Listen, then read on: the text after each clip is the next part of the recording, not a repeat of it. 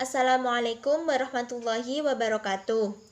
Perkenalkan, nama saya Sofi Wida Al-Aluf, NIM T 2018-1086.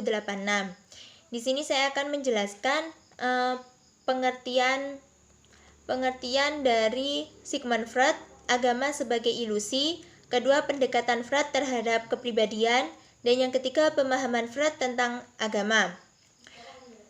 Di sini saya akan menjelaskan yang pertama yaitu Sigmund Freud, agama sebagai ilusi.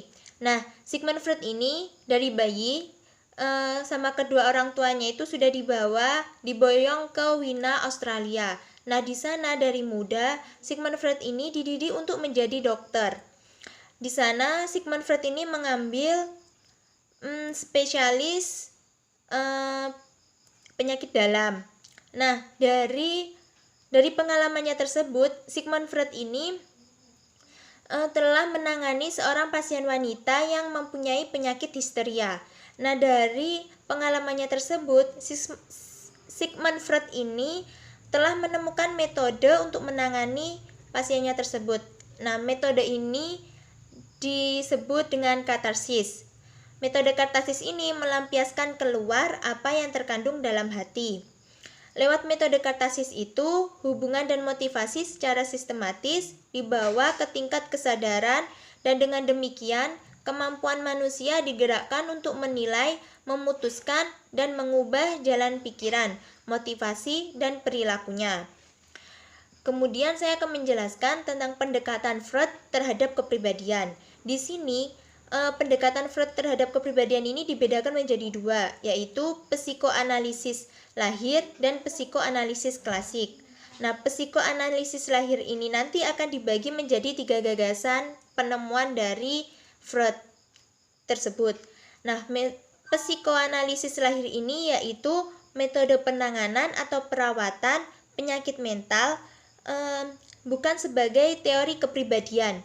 Nah, di sini psikoanalisis lahir ini akan dibagi menjadi 3 gagasan dari Freud tadi. Yang pertama yaitu perbuatan dan perasaan dapat ditentukan oleh motivasi yang tidak disadari. Yang kedua, proses psikis adalah ketat ditentukan. Maksudnya di sini proses psikis ini adalah ketat ditentukan seperti proses fisik. Dan yang ketiga, metode yang menggerakkan kita adalah kekuatan emosional. Pemikiran Freud tentang kepribadian itu terdiri dari 3 sistem. 3 sistem yang saling berhubungan secara tradisionalnya itu sistem tersebut disebut dengan id, kemudian ego dan superego. Nah, psikoanalisis klasik ini tadi yaitu kepribadian muncul sebagai interaksi antara ketiga sistem itu tadi, yaitu id, ego, dan superego. Kemudian saya akan menjelaskan pemahaman Freud tentang agama. Di sini Freud itu telah mengembangkan model-model tentang pemahaman tentang agama, pandangan tentang agama. Di sini Freud menemukan 3 model. Yang pertama yaitu agama sebagai gangguan pikiran, obsesi atau obsession. Dan yang kedua, agama sebagai pemenuhan keinginan masa kanak-kanak. Dan yang ketiga yaitu agama sebagai khayalan. Nah, kemudian arah pokok dari psikologi agama Freud ini itu berporos pada konsep tentang manusia sebagai makhluk yang tuntutannya untuk lestari hidup tidak boleh tidak terpenuhi.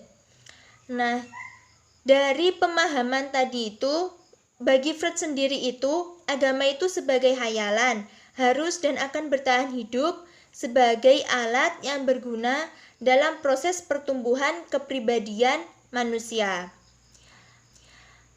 Dari sini penjelasan saya, kurang lebihnya mohon maaf apabila ada salah kata, mohon maaf. Wallahu muwaffiq ila aqwamit thoriq. Wassalamualaikum warahmatullahi wabarakatuh.